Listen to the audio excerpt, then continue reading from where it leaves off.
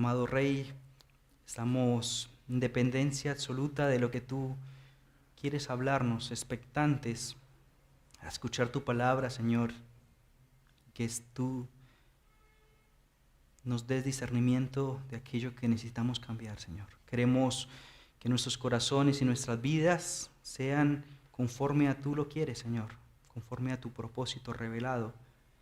Queremos que tú nos ayudes, Señor, a vivir una vida en santidad para ti, Dios. En tu nombre oramos, Señor. Amén. Quería invitarles a que podamos abrir nuestras Biblias. Vamos a abrirlo en el Evangelio según San Lucas. Vamos a hacerlo desde el 9. Lucas 9. Vamos a ver el día de hoy, si el Señor nos permite, los versos 18 al 20. Nuestro hermano Jonathan estuvo leyendo el mismo relato en los evangelios paralelos que tenemos de Mateo y Marcos. Mateo en este caso, en el caso de Mateo 16, Marcos en el 8, se habla del mismo acontecimiento, de la confesión de Pedro, pero hoy vamos a ver específicamente Lucas 9. Vamos a leerlo de nuevo y dice: y mientras Jesús oraba a solas, estaba con él los discípulos y le preguntaron diciendo: ¿quién dice las multitudes que soy yo? Entonces ellos respondieron y dijeron: unos, Juan el Bautista; otros, Elías; y otros, que algún profeta que los antiguos han resucitado. Y les dijo: ¿y vosotros, quién decís que soy yo? Y Pedro respondiendo, dijo: el Cristo de Dios.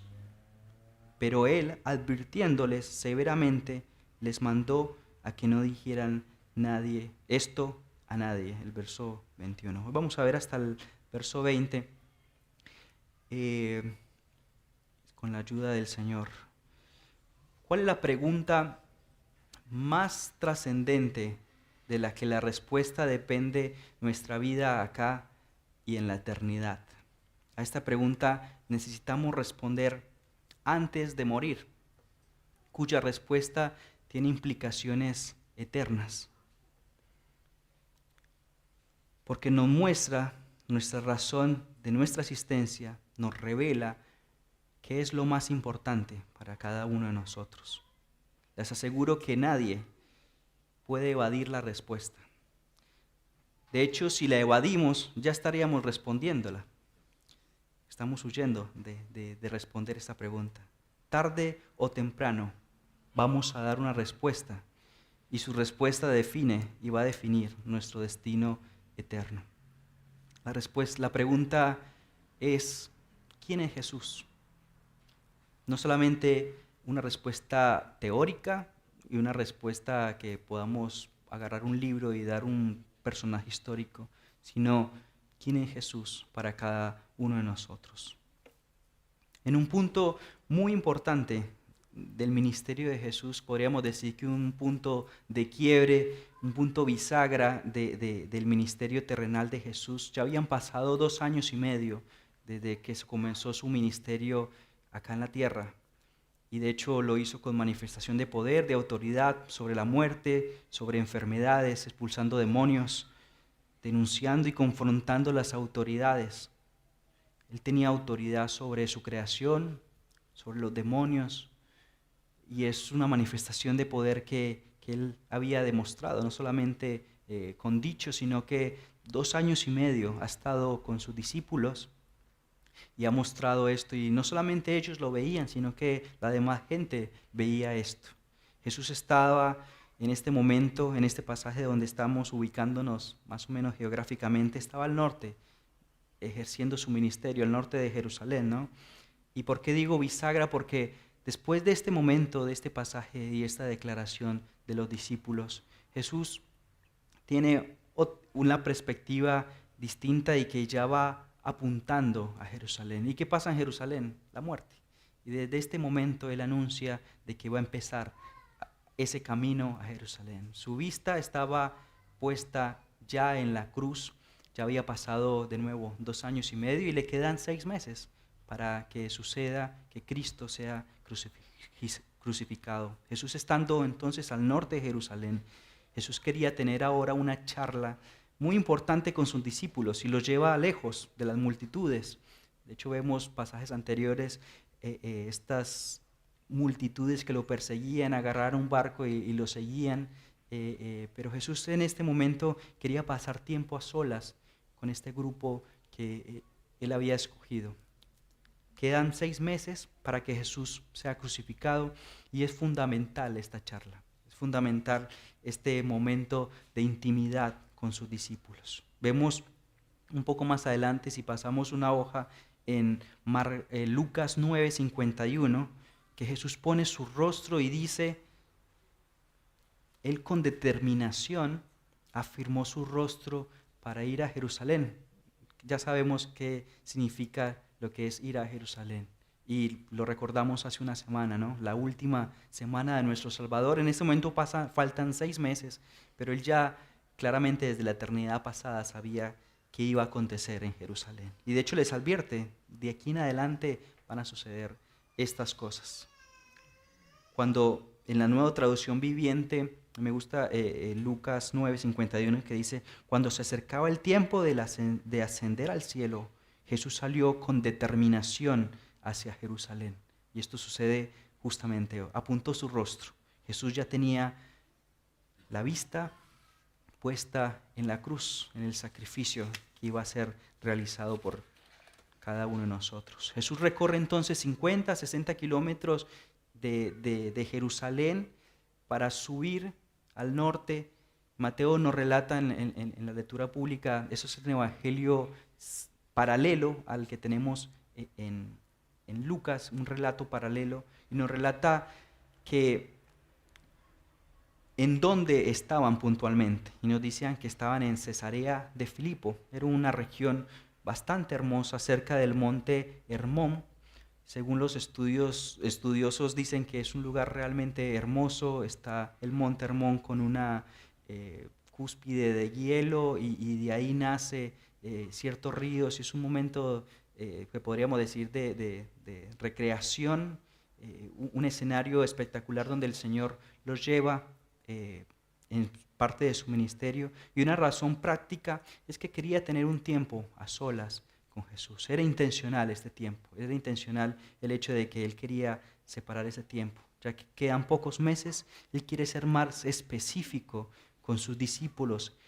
Ya los preparó 2 años y medio, pero de estos 6 meses en adelante, este momento especial para Jesús, Él quiere prepararlos y dedicarle más tiempo a Él. De hecho, vamos a ver en los evangelios de aquí en adelante, si ustedes siguen el relato de Lucas en adelante, del 9, o de Mateo 16 en adelante, Él se puede decir que abandona de cierta manera las multitudes y todos estos milagros, y su foco está claramente en la cruz, pero quiere aprovechar el tiempo con sus discípulos.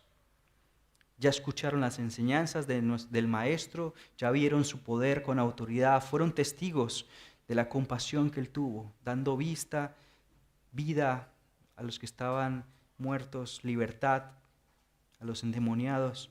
Es una preparación intensiva que tuvo ya de 2 años y medio.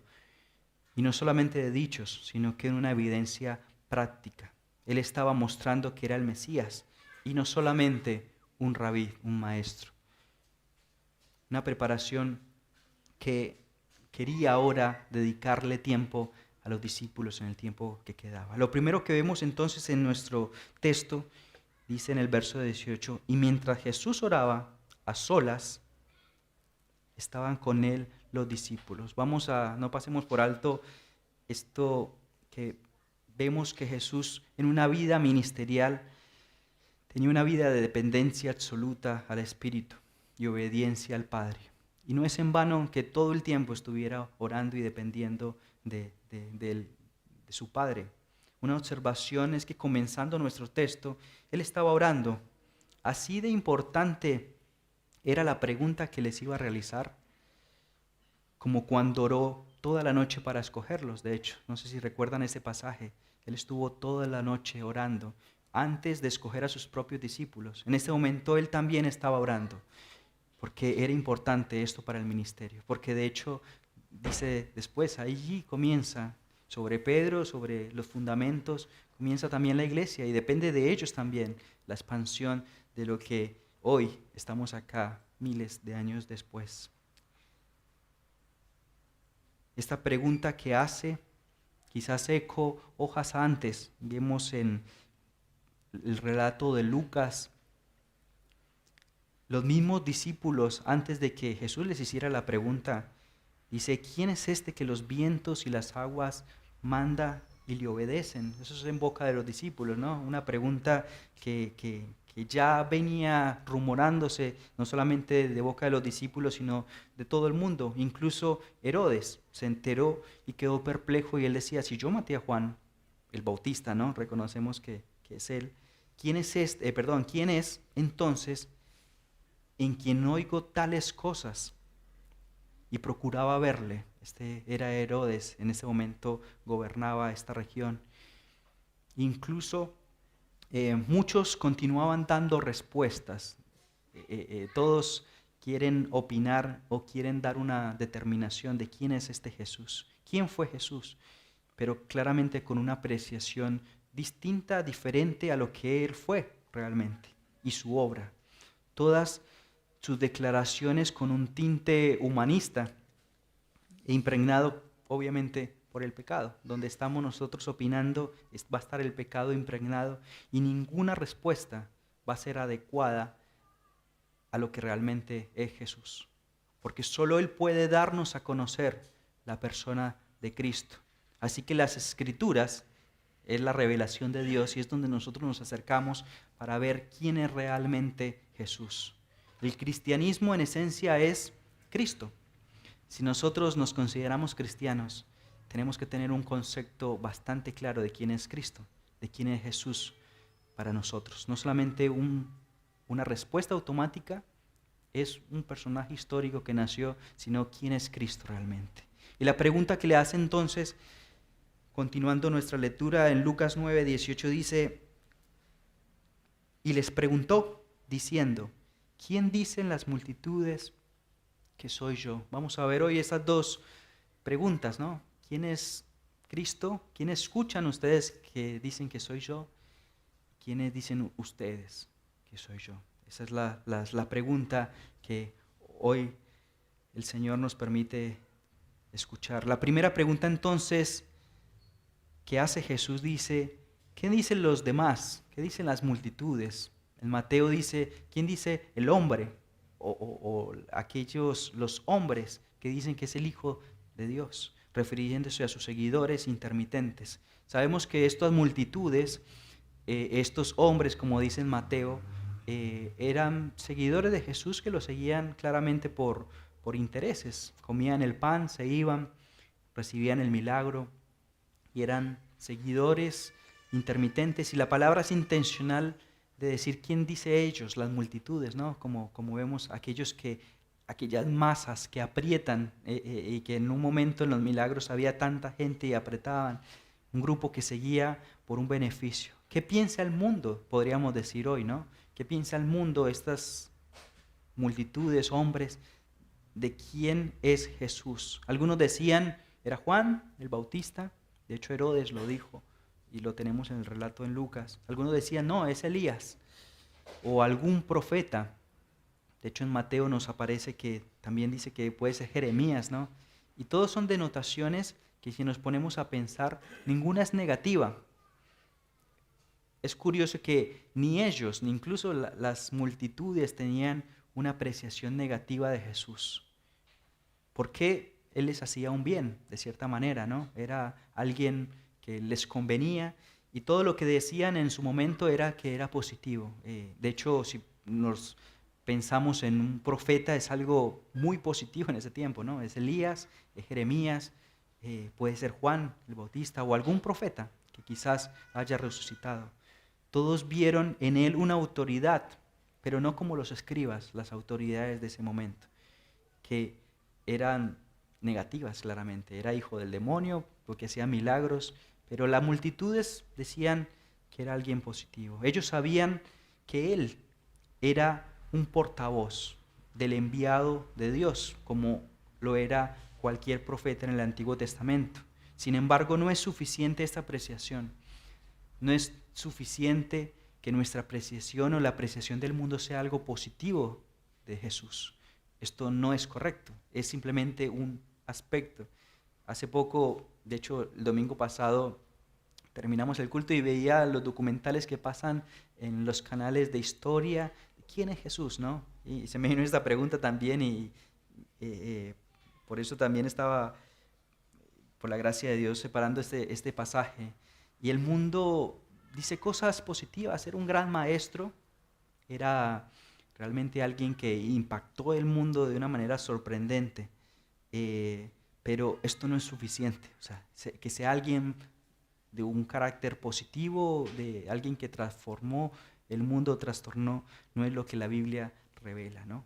La gente que hable, la gente positivo, no quiere decir que esto es correcto. No lo identificaron correctamente a Jesús. Y no lo hicieron las multitudes en ese tiempo, no lo hacen en este tiempo tampoco. Confundir al Mesías, si pensamos en la palabra Mesías, es el enviado al Salvador, con un profeta es negarlo también. Si confundimos al Mesías, a Jesús, nuestro Salvador, con un simple maestro, estamos negándolo. Estamos evadiendo la respuesta de realmente quién es Jesús. Es errar a la respuesta. Esto sin duda trajo consecuencias para el pueblo.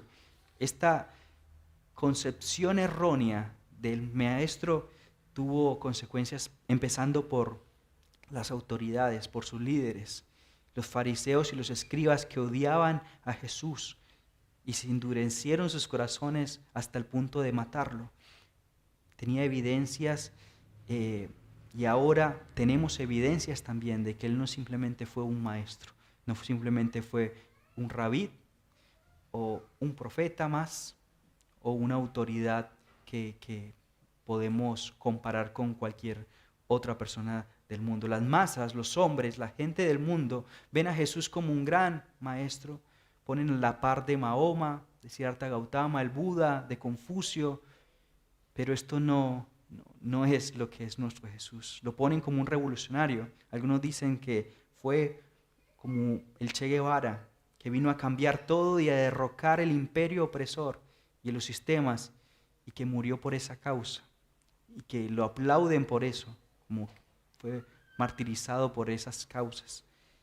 Pero como decía Lewis, si murió por una causa humana, es un necio, porque murió justamente por algo que no tiene sentido, no fue eterno, y que era mentira. Otros lo ven como la encarnación del amor, y que hoy estamos tan impregnados de esto, donde dicen que el Señor ama a todos sin distinción, y ponen a Jesús pintado en una nube como es amor. Todos los hombres, sin importar la ideología, no importa cómo sos vos, el Señor te ama, no reprueba ningún estilo de vida. El Señor te acepta tal como es. Amar para la gente, para el mundo, es igual a aceptar. Armar a Jesús a nuestra medida y al concepto de cada uno es lo mismo que negarlo. Y erramos una y otra vez lo que las Escrituras nos revelan de acerca de quién es Jesús, quién es Él y cuál fue su obra. No podemos hacer con Jesús lo que queremos. No podemos permitir esto en nuestras vidas, de lo que estamos recibiendo. No podemos permitir esto claramente en la iglesia. Es por eso que es importante esta pregunta que Jesús hace a los discípulos y que hoy podemos ver en el mundo también, cuya respuesta tiene implicaciones eternas. ¿Quién es Jesús? Porque nos muestra nuestra razón de nuestra existencia, nos revela qué es lo más importante y en dónde estamos cada uno de nosotros parados. Ya después de escuchar a Jesús, Jesús escuchó aquello, lo que los discípulos le decían de que las multitudes dicen, continuando el pasaje, dice Lucas 9:19, entonces ellos respondieron y dijeron, unos Juan el Bautista, otros Elías, otros que en algún profeta de los antiguos ha resucitado. Verso 20 dice, y él les dijo, ¿y vosotros? ¿Y vosotros, quién decís que soy yo? La pregunta específica al final será: aquellos a quienes Él entrenaba, aquellos a quien Él invirtió tiempo y quería que ellos declararan esas convicciones que ellos mismos habían creado, generado o visto en el Salvador. Era importante. Él ya no dice, me puedes decir lo que los otros han dicho, sino, ¿quién soy yo para ti? Porque solamente vemos en las Escrituras que Él puede darnos discernimiento acerca de quién es Él, ¿no? Entonces, después de hecho, en los últimos 6 meses podemos leer en los evangelios que su enfoque, como le decía al comienzo, estaba ahora apuntando a los discípulos, y podía decir que abandonó un poco las multitudes, o podríamos decir que las multitudes lo abandonaron también a Él, porque dejó de hacer milagros. Entonces, como su foco estaba ahora en los discípulos, ya la gente no lo seguía. Recordamos en Juan 6 aquellas frases otra vez de Pedro: ¿a dónde más iremos si solamente tú tienes palabra de vida eterna? Los otros lo habían abandonado porque ya no recibían ningún beneficio, las multitudes, aquellos que, las masas que apretaban. Y ahora la pregunta es entonces, ustedes. Esta es la pregunta a la que no podemos dejar de responder, aunque nos cueste la vida, aunque esté en contra de la corriente de este mundo. ¿Determinamos a Jesús como la gente lo describe o como Él mismo describe que es? Nuestro entendimiento de su revelación entonces nos determina a seguirlo o ser llevados por cualquier corriente doctrinal, cualquier corriente de pensamiento acerca de quién es Jesús. Ser cristiano es ir en contra, de hecho, de todas esas corrientes. Unirse y no unirse a todas esas corrientes, que de por sí es fácil, porque si yo me uno a ciertas corrientes para no quedar mal con nadie, eso es fácil. No hablar mal del pecado, de hecho en las escuelas hoy se prohíbe, ¿no? No hablar más el evangelio. Es fácil, y nos estamos uniendo y no estamos dando una respuesta, no estamos comprometiéndonos con quiénes somos nosotros. Y eso tiene implicancias también para nuestra eternidad, en dónde estamos parados. Un cristiano verdadero, ser cristiano, es desafiante ya.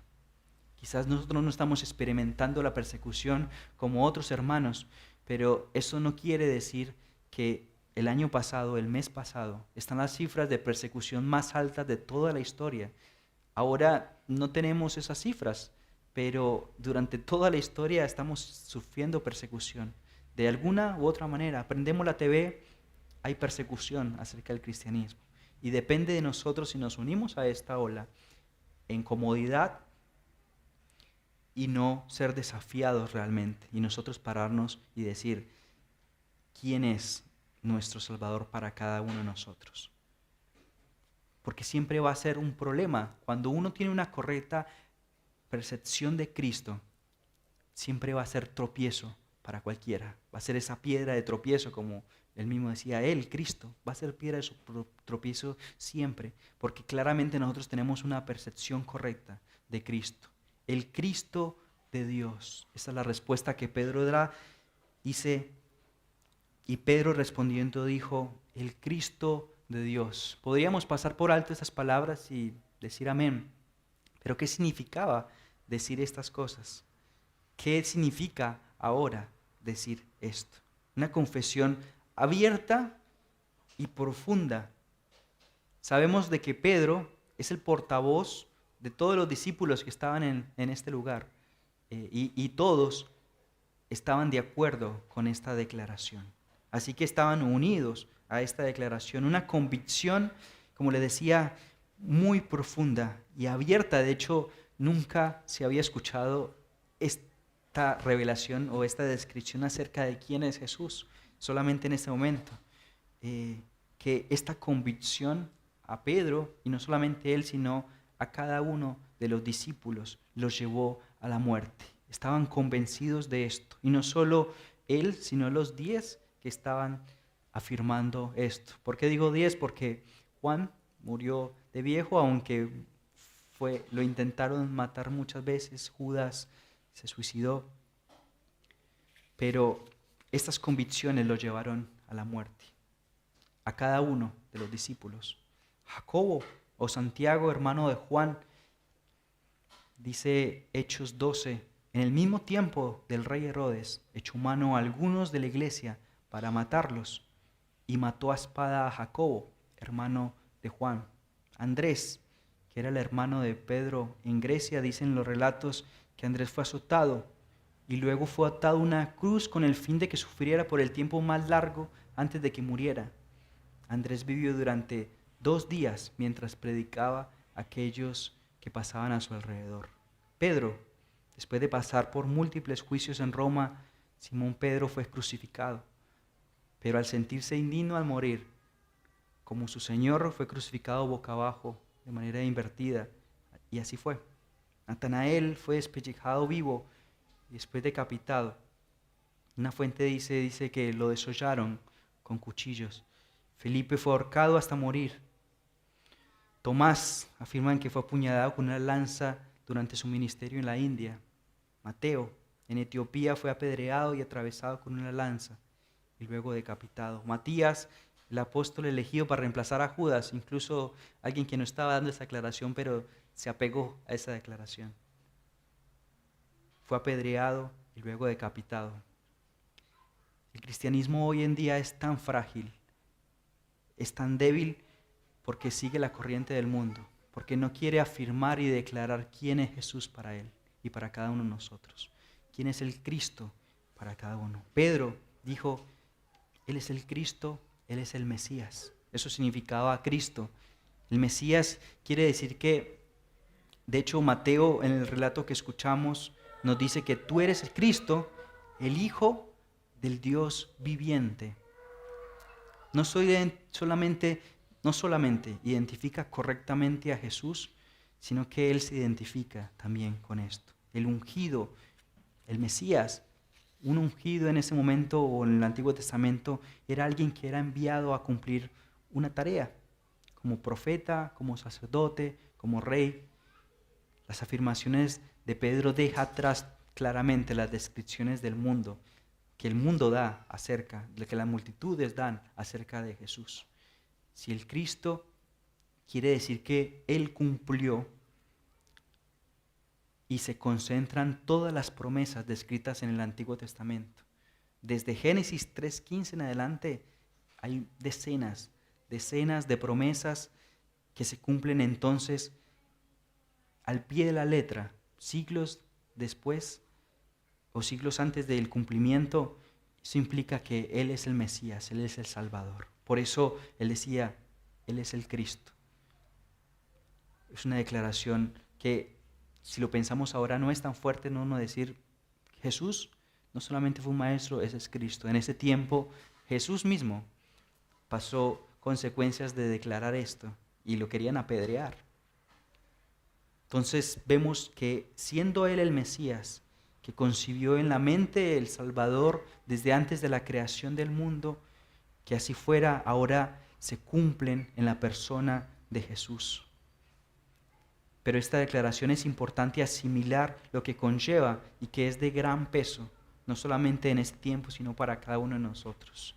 Vemos que Él es la simiente santa que obedece, que bendecirá todas las naciones. Es la raíz de David, que un día vendrá a gobernar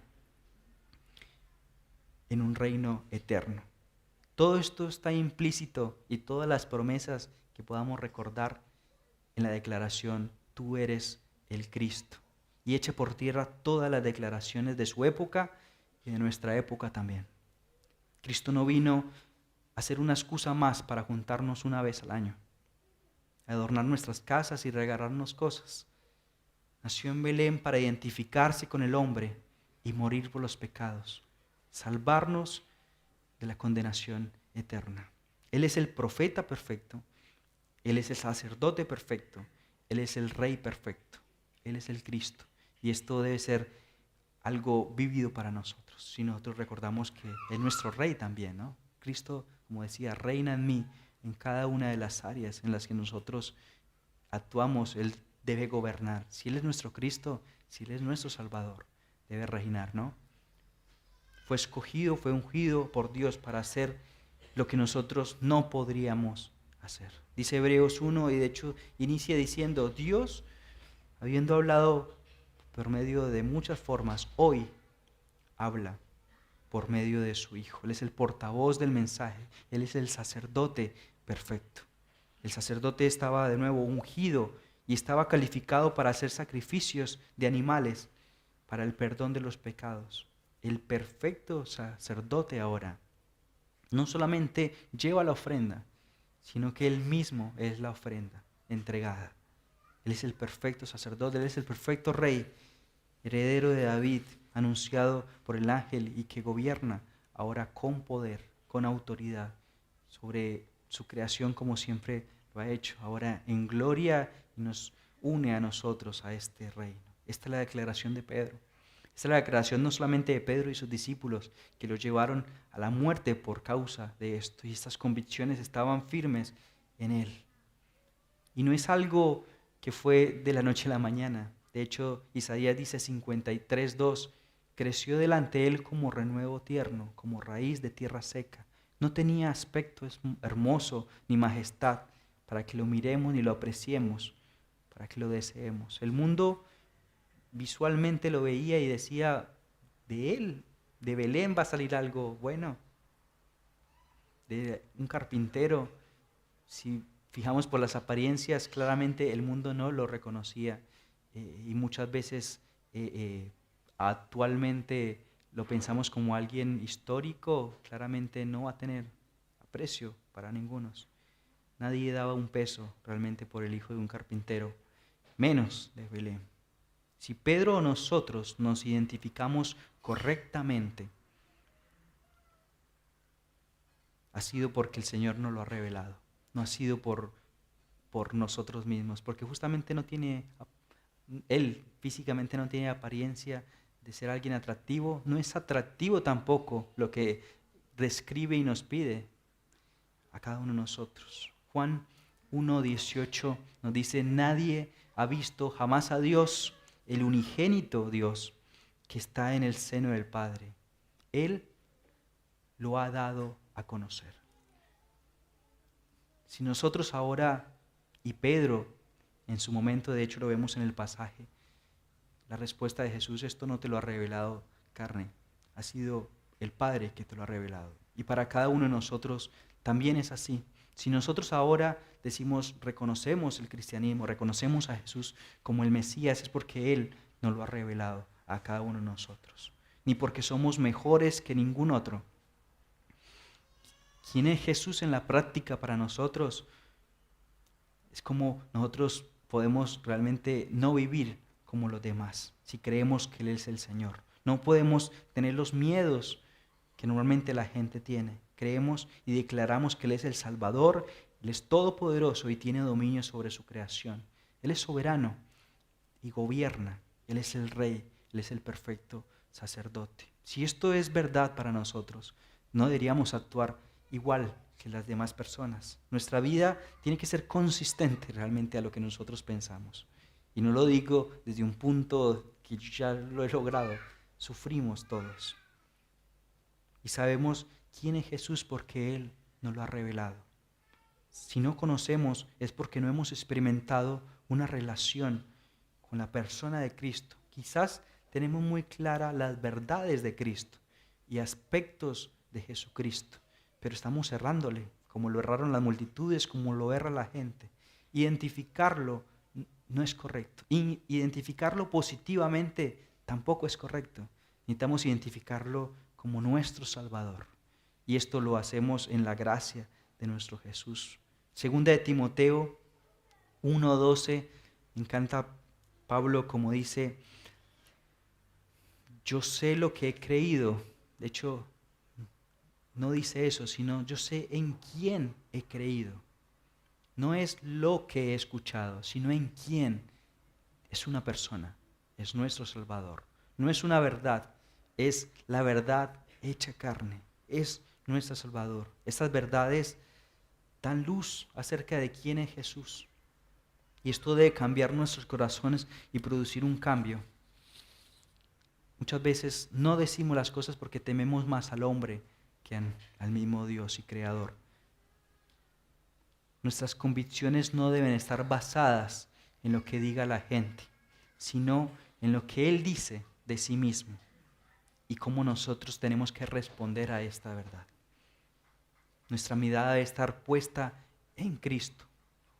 Todo el cristianismo gira en torno de Cristo.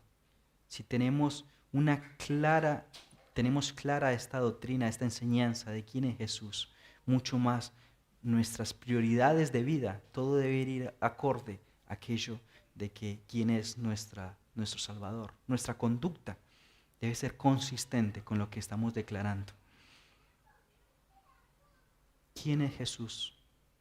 ¿Quién dices, Daniel, que soy yo? Me dice Jesús. ¿Quién dices, Mariana, que soy yo, que es Jesús? Cada uno de nosotros. ¿Quién dices que soy yo? ¿Quién es Jesús realmente? Nos identificamos con esta verdad. Él es nuestro Cristo, Él es nuestro Salvador y todas las implicancias que vienen detrás de eso. Y todo el sufrimiento que quizás vamos a sufrir consecuencias por causa de esta declaración pública. No solamente publicarlo en el muro de alguna de nuestras redes sociales, sino en nuestra vida práctica, en nuestro trabajo. ¿Quién es Jesús y cómo estamos respondiendo ante eso? Si nos unimos a esta declaración como Pedro, tú eres el Cristo, y los discípulos, entonces nuestra vida no puede ser igual a la de los demás. No podemos seguir viviendo igual.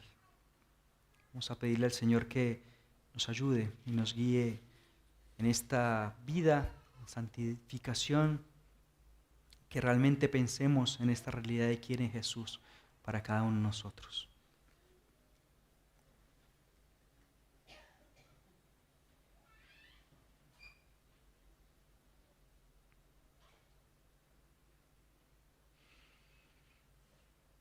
Por gracia hoy reconocemos, Señor, cantamos públicamente, abiertamente, de que en ti encontramos salvación, perdón, y que eres digno de recibir la gloria por esto, Señor.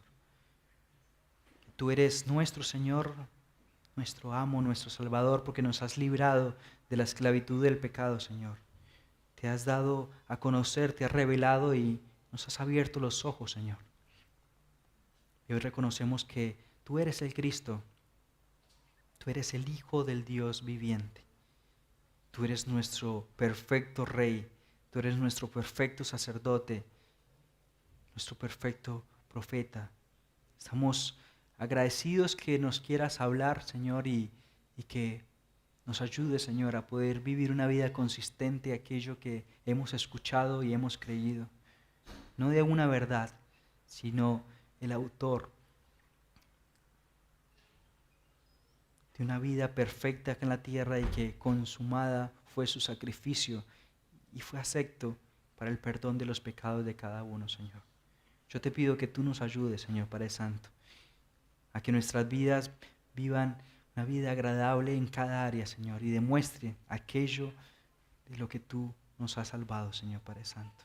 No solamente una vida en amor, sino en perfecta obediencia, Señor Padre Santo, a ti, Señor. Queremos escondernos en el sacrificio de tu Hijo, Señor Padre Santo. Te pedimos que nos ayudes, papá. Lo pedimos en tu precioso nombre, Dios. Amén.